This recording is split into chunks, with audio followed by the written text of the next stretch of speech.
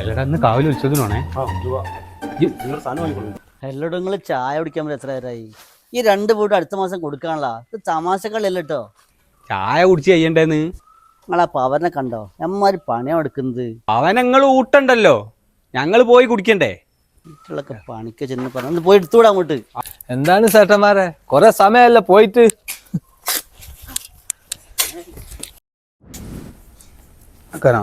എനിക്കേണ്ട, നല്ലൊരു കാലാവസ്ഥ. ലീവ് ആക്കിയല്ലേ? ലീവാക്കി വന്നതിന്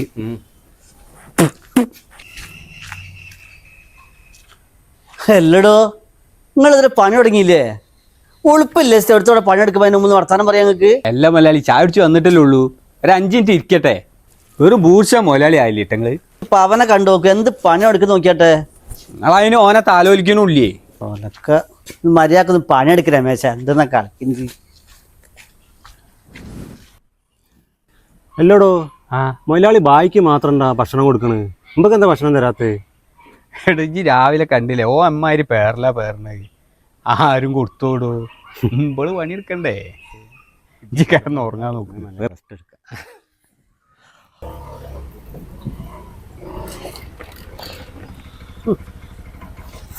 ഉറക്കം തുടങ്ങിയ എന്താണ് ചേട്ടന്മാരെ, ഉള്ളു റെസ്റ്റാണ് ചേട്ടന്മാരെ.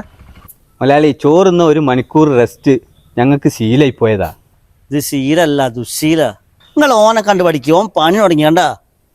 ഓന് എന്തോ അല്ല മലയാളി, ഞങ്ങൾ പോട്ടാല്. ആ ഒരു മിനിറ്റ് പവൻ, ബസ് കീജിയോ. പൈസ ബസ് കറോ. ഇതാ ഞാൻ 500 കൂടുതൽ വെച്ചിട്ടുണ്ട്. 2 ദിവസത്തെ പണിയെടുത്തിട്ടുണ്ട് കേട്ടാ. നിങ്ങൾക്കേ ശരിക്കും 500 കുറയ്ക്കണ്ട. നിങ്ങൾ കൊടി പിടിക്കിച്ചിട്ടാ രണ്ടാം കൂടെ കൊണ്ടുപോയിക്കോ. രമേശ് ചേട്ടാ, അടക്കി അറിഞ്ഞോ? എന്ത്? മൊയിലാളിന്റെ തന്നെ.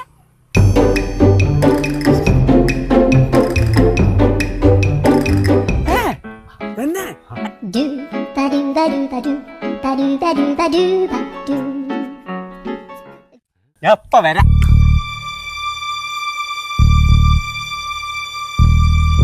മൊലാളി, എന്നാലും എന്റെ മൊലാളിക്ക് ഈ ഗതി വന്നല്ലോ.